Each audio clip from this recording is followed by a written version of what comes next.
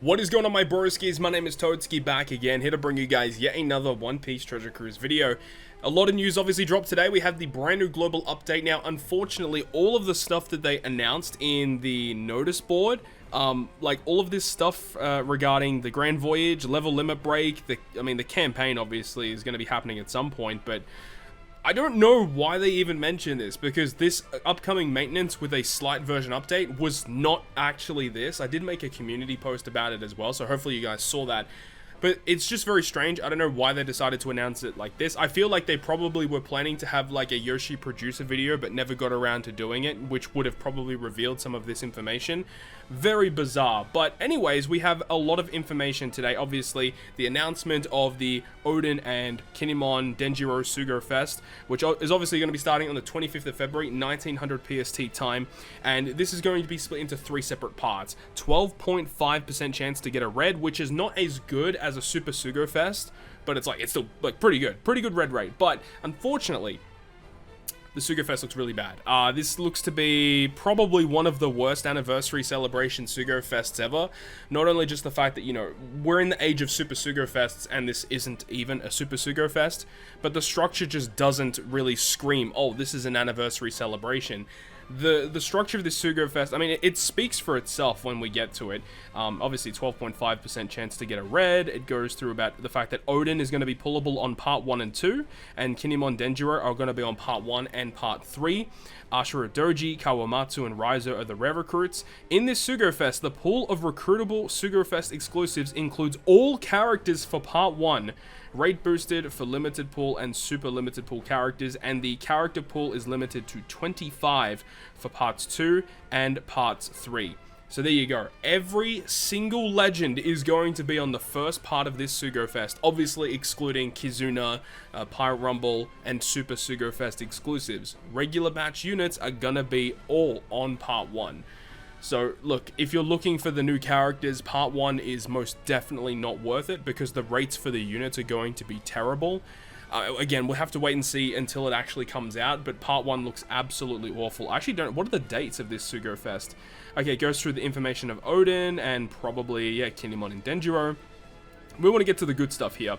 Obviously, they got the event boost and stuff. Okay, we understand that. Here we go. Part 1 is the 25th, Part 2 is the 26th, and Part 3 is the 28th. Like, I don't know why they actually did it with the Dogstorm and Cat Viper Sugo Fest as well. They had debut, 1 day later was part 2, and then like 2 days later was part 3. I don't understand why they don't have them all debut at the same time. Obviously, the structure in and of itself is terrible, but the fact that each of the parts are separated is just stupid. Look, if Treasure Cruise ever wants to reach high ratings in the top grossing for apps, they got to release all the parts at once. That's going to get everyone to pull at the same time, which will obviously increase their revenue. And I think that if they ever wanted to reach that, then they have to release that at the same time. I hate that they do it like this, but it's the way they do it. Trust me, the right people have been told about our grievances with Sugo Fest lately. Anyways, here is the structure, the amazing structure. So part 1, every single one of these pulls is a legend or a rate boosted character. Just look how many there are. 1, 2, 3, 4, 5, 6, 7, 8, 9, 10, 11, 12, 13, 14, 15, 16. 16 of the 30 steps are legend or rate boosted multis. Wow. So over half of them. That's crazy. That is absolutely absurd. And when you really look at it's the first 3 multis are a legend or rate boost. Remember, this is only for part 1. Well, part 1 might be part 2 and 3 might be different, but obviously looking bad. The 4th, the 18th, and the 23rd is a guaranteed legend. How are you only gonna have 3 guaranteed legend steps? Like, I don't understand it. I really don't get it. It's just the 8th and the 12th is a limited pool Sugo Fest exclusive. Okay. The 10th pull, 50% chance for a Sugo Fest exclusive character for all wanted posters. So that's actually pretty goddamn good. I mean, the 10th multi, every poster 50% chance to get a red. On average, should be getting between 5 and 6 reds during that multi. You have to remember, though, that part 1 has every single legend available. So take that as you will. 15th, 20th, and 25th is a super limited pool Sugo Fest exclusive. like, you don't have to be a brainiac to understand that part 1 is probably one of the worst structured Sugo Fests ever. Like, that's saying things going from previously, right? Because we don't know what the rates are going to be. But if the rates are what we think they're going to be, yeah, part 1 looks to be one of the worst Sugos of all time. Let's move on, though. Let's have a look at parts 2 and 3. So again, look at how many steps for Legend or a rate boost. This is just not, this is not right. It's absolutely abhorrent. The 3rd, the 7th, 13, 16, 24, 28th is a guaranteed Legend. The 10th and the 20th is a limited pool Legend. And then part 2, you're guaranteed to get Odin on the 30th multi. And you're guaranteed to get Kinemon and Denjiro on the 30th multi of part 3. I probably don't advise pulling on this Sugo Fest. If you're one of those players that are saving for those big celebrations, as hype as Odin, Kinemon, Denjiro are, I think it's a really safe decision to just hold your rainbow gems. That's what I would advise. I'm going to be pulling still, obviously. I'm doing that for the content, but realistically, if I wasn't a content creator, I don't think I'd be pulling on this Sugo Fest. This is just not a good structure at all. And it's crazy to think that it's supposed to be an anniversary celebration. This is just not right. I mean, like, it is what it is. Like, this is just stupid. Like, I really, like, just looking at this, I just don't even want to look at the rest of this. Like, I really do not care. This is just awful. I don't give a crap. This is a terrible Sugo Fest for a global version anniversary. I mean, if this Sugo Fest is supposed to represent what they feel like to global, I mean, yeah, it's a pretty terrible Sugo Fest. And as I said, you don't have to be a brainiac to figure that one out. Anyways, the gem sales. Now, this is one good thing about, you know, Treasure Cruise that they've been doing, is the gem sales have actually been very respectable. So once again, the 300 gem pack is back. 200 gem pack with all the legend tickets and stuff, 100 gems, 50 gems, 123 gems. So like the base pack, like the base one, which normally costs like, the one that normally gives you like 90 gems, there's going to be one for 123 gems for the same price. Like, that's actually really good. And then of course you got like the one where you get the 10 gems for $1. That's going to be available twice there. That's very good.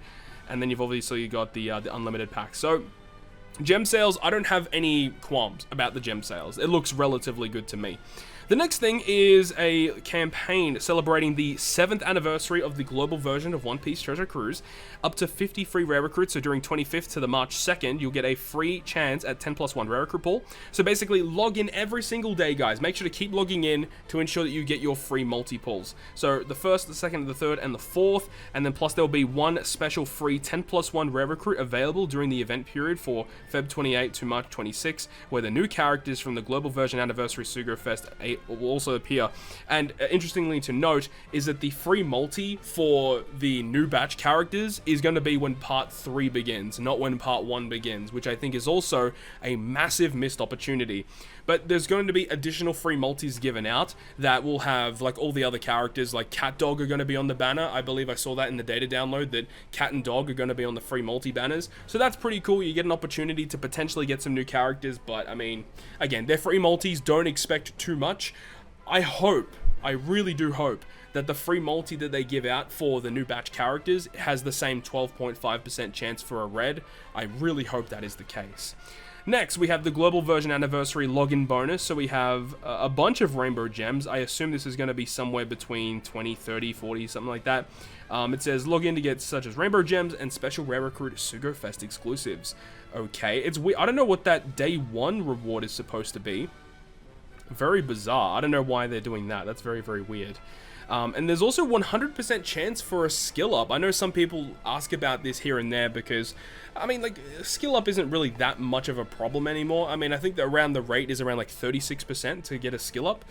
So now, for newer players especially, this is very good, that during the 25th until the 26th, only one day, okay, that's pretty bad, honestly, but for those 24 hours, you'll have a 100% chance to get a skill up on anything. So if there is still content out there that you haven't farmed yet, that you haven't maxed out, this is the opportunity to get that done so that when skill up goes live, you can completely max your unit very easily. If you're a returning player to Treasure Cruise, there's going to be a comeback campaign where when you log in, depending on when you have not logged in, from January 30th, 2022. Oh, that's actually relatively recent. So basically, if you haven't logged in for about a month, you'll actually get 100 gems and all of these other goodies. Now, a lot of people will complain about this, like, oh my god, if I didn't play for a month, I wouldn't have got my 100 gems. You do have to think though, if you're actively playing every single day, you're earning way more than 100 gems, so don't get your knickers in a twist. This is just for people that haven't played, haven't logged in, and missed out on a lot of rewards. It just allows them to catch up a little bit, and if you're actively playing, you definitely earn more than this in like a month's period, so don't worry about that. And next we have this thing called the Pirate Alliance Challenge, the Samurai versus the Dragon ranking event, March 4th to March 6th, so it only lasts for 24 hours, and I just accidentally clicked that button there to go to the website.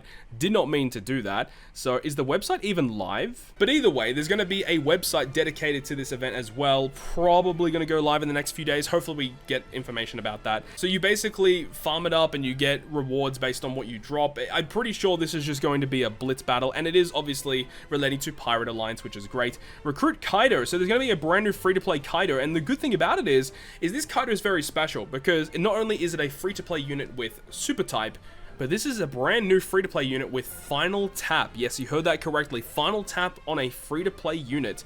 So his super type special says that you needed the requirement of Orochi, King, Queen, or Jack on your crew, and the effect is that he reduces strength characters' charge time by 1 and also changes all slots into strength. That's actually really good. That's not a bad super type special at all. The condition is a bit difficult to fulfill, and of course, as we said, Final Tap. You need to have a strength slot on this character on the final stage, and it just increases his base attack by 700, so it's nothing game breaking, and you can't really expect much from a free-to-play Final Tap, but it's better than nothing, and I would think that he has his own special animation that occurs as well, so I'm excited for it, especially for a free-to-play unit. Not bad at all. And this is essentially the same type of event that came out during New Year's with the Garp and the Sengoku event, in terms of, you know, the ranking being there, English, French, and Korean version ranking, a worldwide ranking, an alliance ranking, essentially the exact same kind of thing. And then of course, depending on where you rank, you get additional rewards in terms of, you know, titles, gems, bounty, you know, all the typical stuff. You know, it's nothing like crazy, nothing brand new.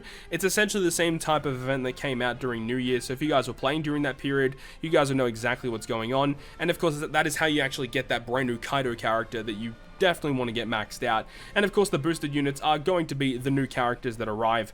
Actually, V2 Doflamingo 6 Plus is one of the boosted units. That's pretty bizarre. And Tony Chopper, which is the Kizuna Chopper, okay, that's kind of crazy as well. And then there is a whole bunch of boosted units which are essentially Wano themed and, you know, Scabbard themed characters, which is nothing special. So anyways, that's going to be a really fun event coming on March 4th, which I definitely will be live streaming, so definitely look forward to that. And then the final thing that we have to look at here is the brand new like point farming event that comes out for the batch, and it is actually going to be the Oniwabanshu, Orochi's Oniwabanshu, with Fukuro Kuju as like the main headliner unit, and all of the ninjas, of course. So that's pretty cool. And this particular event, you get berries for it, and of course, if you run the boosted units, you get additional drops along the way. And you can also get other good stuff from Chopper Man, including legend tickets, you know, gems. Like, again, it's pretty typical stuff. This is like the style of event that came out during, you know, again, New Year's. I think that was the one that also gave you these medallion things, the insignia. But also during Luffy, Law, and Kid celebration, that final Tap Sugo Fest, and the event for that was the dual Kaido and Big Mom, and whenever you farmed it, you got the insignias. This is the same kind of thing, so that's pretty cool. I would probably expect there to be a Super Boss Kizuna in March sometime. That's going to be my assumption. I don't know that, obviously, but that's my assumption. And of course, the boosted units are going to be the new batch, which is, you know, pretty typical stuff. And there's also a 50% chance to get additional drops with a bunch of other characters too, which is good. Meaning, if you don't have some of the other new characters, you can use these characters, which will give you some additional rewards along the way, which is pretty good. Another thing before we end this video is we haven't talked about the brand new Red Recruit batch, because we've been able to talk about the legends, their PvP abilities, which we already knew because of the social media posts, but one thing that we didn't know was the Red Recruit. So we know who they were, but we didn't know what they actually did. So let's start things off with Raizo. Let's just quickly go through their specials and stuff. So Raizo, 12 turn cooldown, Sai, Shooter, Free Spirit, reduces bind by 5 turns, boosts Shooter and Free Spirit characters attack and slot effects by 1.7 0.75 for 2 turns, changes shooter and free spirit characters block slots into matching, and reduce all enemies' health by 15% at the end of the turn for 2 turns. It's fine, nothing game breaking as I said, but it's okay, you know, at least it gets around resilience. I like that, because there aren't too many specials that, you know, release these days that actually allow you to get around resilience, at least from like rare recruit characters. That's actually pretty good, I don't mind that at all. And you know, the attack and all boost is just fine, like nothing crazy there. One thing I do want to see is what his crewmate effects are. Reduce 3 turns of remove SFX, okay, that might be useful. And I want to see his support, so it attaches to essentially all of the scabbards. Interesting that Izo is listed here, but not for the super type special, super class special for Odin. Bit of a weird one. Once per quest, if you're inflicted with bind, reduce supported characters bind by 1, or only the supported characters bind by 1. Damn, that's kind of bad, to be honest. And at the start of the crew's next turn, reduce all enemies' HP by 5%. Okay, that's actually pretty good. But this only activates if you're inflicted with bind. So if there's an enemy with resilience that binds you, this is going to be a god tier support. But the fact that it only removes bind off of the supported unit, that's actually terrible. So I don't know how I feel about that. That's pretty bad. I'm interested in PvP stuff. So free spirit class, defense level 3, psi speed level 5. Okay, yeah, not good. You're not going to use this guy in PvP. No, you're definitely not. The next one though is Kawamatsu. He's a quick slasher free spirit, 11 turn cooldown. Deals 60 times attack and quick damage to all enemies, reduces despair and special bind by 5 turns, and a 0.9 chain boost for 3 turns. This is a good special. This is a special that I could see definitely being used in a lot of content. Damage dealing special as well, which is always useful. And of course he actually completely evades special bind. That's really good. Would have been nice if he had fear resistance. I assume he's going to get a limit break expansion later on that will give him fear resistance. And then this guy's going to be one of the best rare recruits in the game. Yeah, this guy's really, really good. And his support effect, again, to the same type of characters. Once per quest, if you're inflicted with special bind from the enemy, reduces the supported character's special bind by 3 turns. Again, almost there. Almost there. If that was the whole team special bind, this would be one of the most broken supports ever. Even if it was only 1 turn for the whole crew, that would have been way better than just the supported unit. It's fine. It's fine. Not broken, but it's fine. PvP, let's see. Free Spirit, HP level 5, quick attack level 3. Okay. And also provides a 10% health cut versus medium range horizontal, and then large range speed down. Okay, not the best either. I was expecting a little bit more from these characters in PvP, unfortunately. And then the final one is Ashira Doji, who is a psi slasher free spirit, 12 turn cooldown, 100 times attack and side damage to a single enemy, 5 turns of attack down, slasher and free spirit character slots to matching, doubles slasher and free spirit characters attack, and if you have 6 slasher or free spirit characters, 6 slasher or 6 free spirit. Okay, so you can't like run a combination. You actually have to have either 6 of one or 6 of the other. But then if you do that, you get a 2.25 times attack boost instead. Okay, I mean, it's fine. It's not amazing. And he actually will give recovery slots matching to slashers and sets all slots to recover at the start of the quest. Okay, that's fine. And his support attaches to the same type of units. If you use a special, boost slasher and free spirit characters attack by 1.3 for 1 turn, and reduces crew's attack down by 1 turn. Yo, actually this support's busted. Yo, this support is actually insane. I did not know that. Wow, 1 turn attack down for the whole team and an attack boost. Yeah, dude, this is a crazy support. Yeah, this is definitely the best one in the whole batch. In PvP, he gives Psi attack level 5, free spirit speed up level 3, okay, and 34 CT, self 50% health cut, slasher class characters get level 5 attack, and then he does a 3 times attack in a medium horizontal range. I mean, look, if you don't have anything else, I suppose he's an okay damage dealer, but his attack is so low compared to a lot of the other legends and PvP rare recruits you would probably use in the game.